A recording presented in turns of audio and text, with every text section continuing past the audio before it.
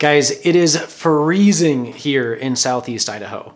Like, I'm trying to do everything that I can to grasp onto just that little last bit of summer, but I know it's slipping away. Like, I've got my slippers on, if it'll focus. Maybe it won't focus. Anyway, there we go, focus. I've got slippers on, and I've tried to like add some greenery to the office to make it feel just like a little bit warmer, but it's slipping away pretty quick. But that is not what we're talking about today. Today we're actually talking about how to sell a house without a realtor. It sounds really complicated, it sounds really confusing, but I promise it's not. In 2018, my wife and I sold our very first house. And being the numbers guy that I am, I quickly pulled out my calculator, I ran some numbers, and I found that if we didn't use a realtor to sell the house, we would save $7,000. Now, I don't know about you, but to me, $7,000, that's a lot of money. But the other thing we had to decide was if $7,000 was worth all the effort of doing all of the work involved with selling the house. Going into it, we fully understood that we were gonna have to get market analysis completed. We were gonna have to stage the house, photograph it, list it, and market ourselves, deal with realtors, schedule multiple showings, keep the house spotless during all of this time. We were going to have to negotiate various offers, write counter offers, deal with inspections and bank appraisals, file legal documents, work with the title company, and a ton more. Now, if all of this sounds intimidating, it is, and selling the house for sale by owner, or FSBO as some people call it, then that it may not be for you. But here's the thing. It's really not that bad. If I've been able to keep your attention this long, it probably means that you're ready to go down the FSBO route. So that's exactly what we're gonna do. I'm gonna go step by step and talk about how to sell your house without a realtor.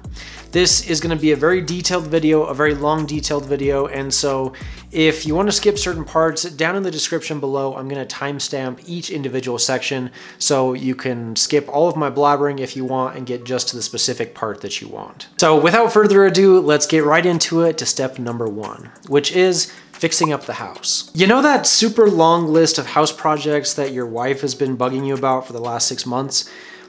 Now is the time to do all of those things on that list, but as soon as possible. We were so anxious to get our house up on the market, but we realized it just wasn't in the best shape yet to be ready to sell it. We spent almost every single night after work fixing up the house, and oftentimes entire days on the weekends just doing all the different little things that we needed to do. I mean, we were replacing dented pieces of trim, we were pulling weeds in the yard, we were painting and puttying holes in all the walls. I mean, just all the little nicks and dings that were kind of an eyesore to other people. We wanted to make sure all of that got done. Now, the key here, when you're fixing everything up, the idea is not to go overboard here. You want to fix the immediate little things that you know people are going to notice right away when they walk into your house, but you don't need to go crazy. Here's something that I recommend if you don't feel that you can accurately tell what people are going to find as kind of a negative or a con for your house. So what I recommend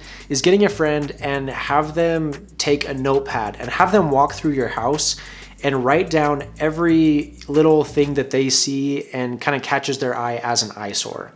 Now, I know this might be kind of hard for someone to go through your house and talk about everything bad with your house, but I guarantee that when you're selling your house, it's really difficult to separate yourself emotionally. And so if you can have somebody come in, tell them to be brutally honest with you and mark down all the little things that they see, then you're gonna have a lot better idea of what prospective buyers are going to be seeing at the same time. Step number 2 is to get something called a comparable market analysis, or a CMA. What this is it's just a report that goes through and tells you what your house is worth compared to other houses in your area. And typically it's a really small area, like the street that you live on and maybe 2 or 3 streets away, just what the home prices are doing in that specific area. Real estate prices are hyper local, so we don't really care about what home prices are doing across town or what, you know, your best friend a mile or 2 miles away sold their house for. What we care about is the housing prices in your specific neighborhood, because they do vary that widely. All too often I see FSBO sellers not do CMAs and they just list their house for whatever they think it's worth and not what it's actually worth. See, people get so attached to their homes, like they're so emotionally invested in it, that they list it super high and then it sits on the market forever and they wonder why their house doesn't sell. And the longer the house sits on the market, the more people think something's wrong with that house. It's been sitting on the market for 4 months and it's not sold yet. So CMAs are super important and they're totally free and they can be done by any real estate agent. Now, you might be asking yourself, hold on a second, I thought we weren't using a realtor. And you're right, we're not. But a CMA can be done by any realtor and they're happy to do it for you because they're hoping that eventually you'll change your mind and you'll actually list your house with them. So what I want you to do is to call up several, probably 10 to 12 different realtors in your area and ask for a CMA. And be very, very clear and specific with them and tell them that you are not interested in listing with them. You're only looking for a CMA. The other thing we want to do is we want to make sure that we don't rely on a single CMA. Like I said, when we listed our house, we got 10 to 12 different quotes from different realtors. The very first CMA that came in was $15,000 lower than all of the other CMAs. If we had just relied on that one CMA, we would have left a ton of money on the table. So make sure that you get multiple. Step number 3 is to stage the house. Now, there is no way that I could cover all the aspects of staging a home in just a short video like this. In fact, it would probably require a super long entire video all by itself. Plus, there are probably infinitely better videos than I could ever do talking about the subject of staging your house. But the point that I really want to get across is just to clear the clutter, clear all of the crap out of your house. You just want to get everything really minimal, really clean and plain Jane. So get rid of everything on kitchen counters. Just leave the bare essentials. Get rid of coffee pots, move toasters off of the countertops, get rid of your KitchenAid. I mean, if you need to, put these things in a pantry or even take them off-site temporarily if you have to. In bathrooms, you want to make sure that you get everything off the counters as well. Get rid of toiletries, get rid of hair dryers and toothbrushes. Just clear the counters so they're super, super clear. It really opens up the space. When people walk in and they don't see all this clutter, it really makes a world of difference. The other thing that I want to say is make sure that you get rid of all of the really personalized decorations in your house. Like, you take down any huge family portraits sitting on your wall, or remove any, it's really popular right now, those big signs with like your family's last name on the wall.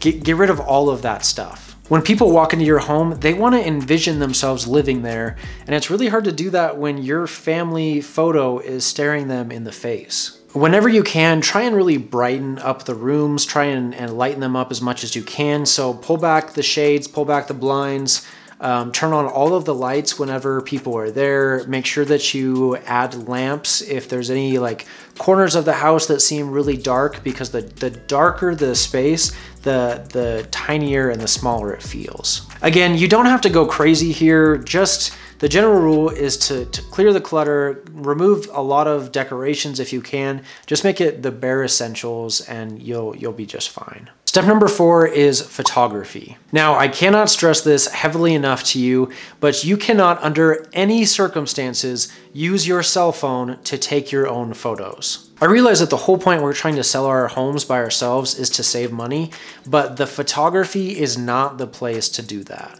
So take a look at these photos right here. Just a quick 30-second search on Zillow and I'll show you exactly what I mean. As I'm looking at these pictures, there is a dead giveaway that one of these, some of these pictures were taken just by somebody with their cell phone. And it's this guy right here. Like, the first thing that pops up is a picture of their stairs.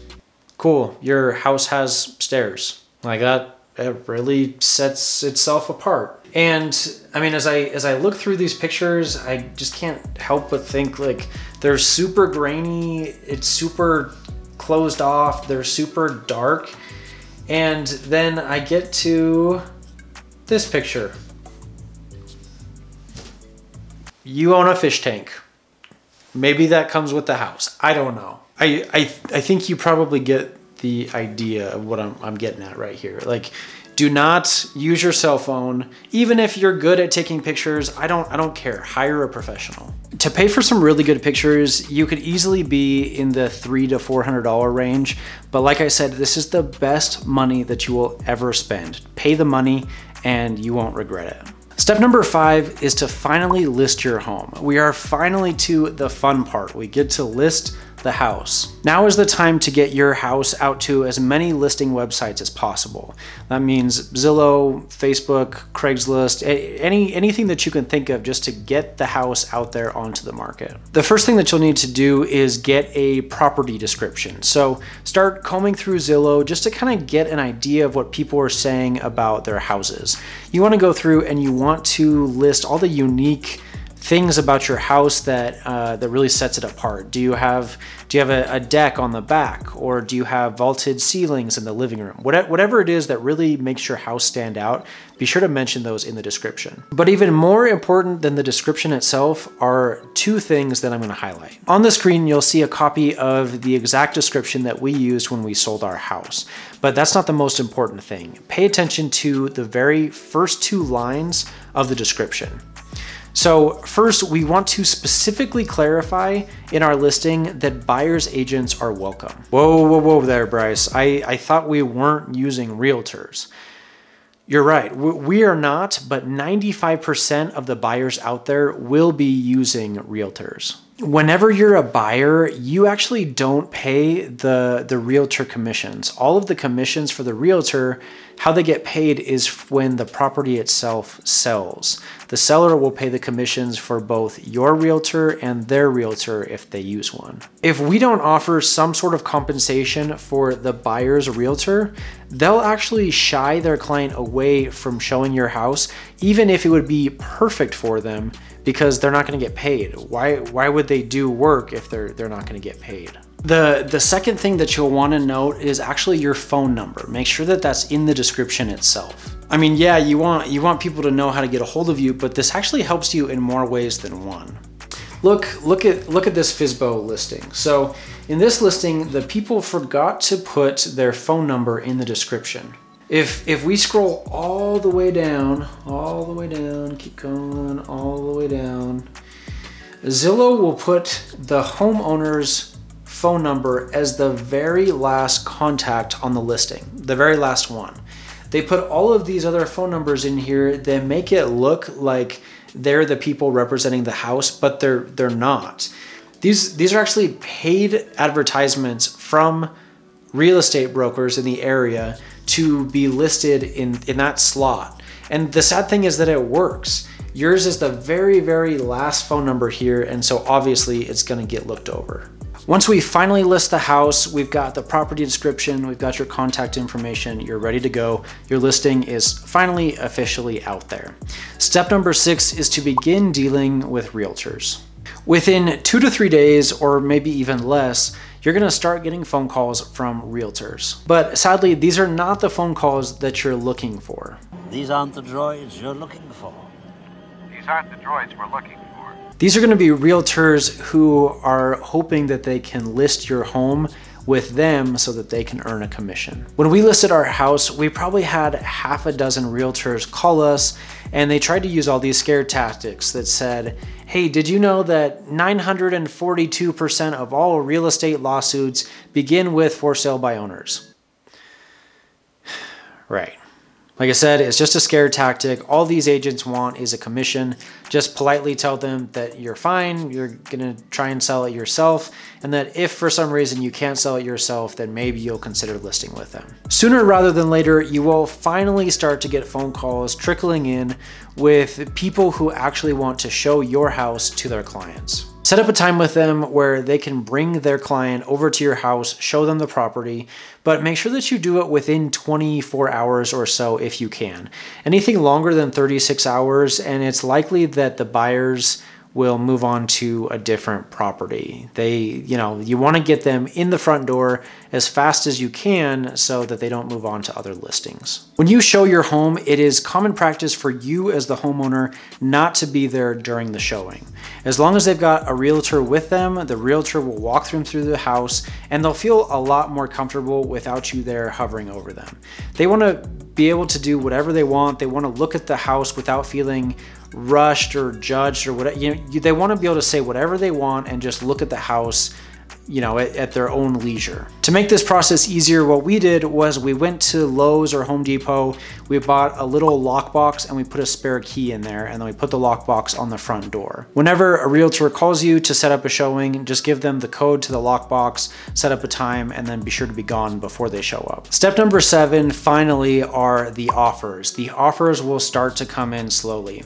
When you have a buyer that comes back 2 or even 3 times to look at the house, you know that they're interested and you know that an offer is probably right around the corner. Looking over an offer is pretty straightforward. A realtor will probably send you an email and in it will be the offer. They'll send you the purchase price and any concessions, which means anything that the buyers want included in the sale of the house. And typically that's things like appliances or maybe some decorations. Maybe there's a fancy clock on the wall that they really love. You can group that into the contract if you want. At this point, you can choose to either accept or counter the offer. And I would say that in almost every single case, you should almost always counter their first initial offer. The initial offer is just a good starting point and it'll probably take 2 to 3 counters back and forth to get things right back where you want to be and so that both parties are happy. After both you and the buyers hash out all of the details and come to an agreement, you will finally sign something called a purchase and sale agreement. What this is just a legal document that has the purchase price, any of the contingencies and other things in that agreement, and then that gets sent over to the title company, the bank, and anybody else who needs it to help with the transaction of the deal. Whew, all right, even I'm getting tired. We're so close to the end. But step number 8 is the inspection and the appraisal. In most cases, the buyer has 10 business days to schedule an inspection with a property inspector. What they'll do is they'll set up a day and a time. An inspector will come over to your house, typically when you're not there, look at everything in the property. They're gonna make sure that the plumbing's in good shape, the electrical's in good shape, the roof doesn't have any problems, the foundation isn't crumbling. It's just a routine check of everything so that the buyers know that they're getting a good house in good condition. And even if the house is in perfect condition, you'll almost always get a couple inspection items coming back. I mean, the inspector has to show that he's kind of done his job and just find at least a few things that he recommends to the buyers to potentially fix. So just be aware of that. Know that you probably will have 2 to 3 things to fix, and that's just to be expected. During about the same time that the inspection is going on, the bank will probably order an appraisal. All this is just a person that comes out to the property, they look at the house, and they just want to make sure that the money that the bank is lending the buyers, that the house is worth the amount of money that they're loaning to them. So they don't want to loan $200,000 to these buyers when the house is only worth $150,000. All it is just a safeguard to the bank that says that the money that they're loaning, it is worth the value of the house. Both of these expenses, both the inspection and the appraisal, they're covered by the buyer, but it is just a slight inconvenience because you'll have to figure out a day and a time that works with your schedule for these guys to come over and look at the house. Step number 9 is the title company. Typically, if you have a buyer with a buyer's agent, they take care of all of the title work for you. But the title company is actually the most important part. They're the one that actually facilitates the transaction of the deal and the moving of all the funds from, all the different parties involved. They also make sure that everything gets recorded properly, everything gets filled out properly. They make sure the deed to the property gets signed properly, and they also make sure that all of the county documents are signed properly and filled out and sent to the county recorder's office to be stored there and recorded. And finally, step 10, the last step to all of this is the closing process. Typically about 30 days after you sign the purchase and sale agreement, you'll set up a time to go and sign documents at the title company. Both you and the buyers, typically different times, but on the same day, will go and you'll sign a bunch of papers. Both of you guys are going to leave with carpal tunnel after signing all these papers, but you're gonna hand over the keys to the house and they're gonna hand over a check for the sale of the house. And then that's it, you're done. Once you have your check in hand and the documents are recorded at the county, the house is no longer yours and you're good to go. Ooh, okay, I'm tired. That is a long process, but I promise you it's not as daunting as it sounds. There's a lot of steps involved, but if you walk through these little by little, it's really not as overwhelming as it sounds. It's a really straightforward process, and the fact that you can save thousands of dollars by doing this, in my opinion, is huge. My parents right now are selling their house in Washington, and it's gonna be somewhere in the high 300s, I think, for their sale price. And they're gonna be saving tens of thousands of dollars by selling it without a realtor. Anyway, guys, that is it for this video. Thanks so much for watching. If you've got questions about any of the processes of buying or selling a house, please be sure to comment down below. I've bought and sold lots of houses since I've done this very first house, and I feel like I'm pretty good at the process. So if you have any questions, please let me know and I'd be happy to answer them below. Until then, we'll see you guys next week. Thanks for watching.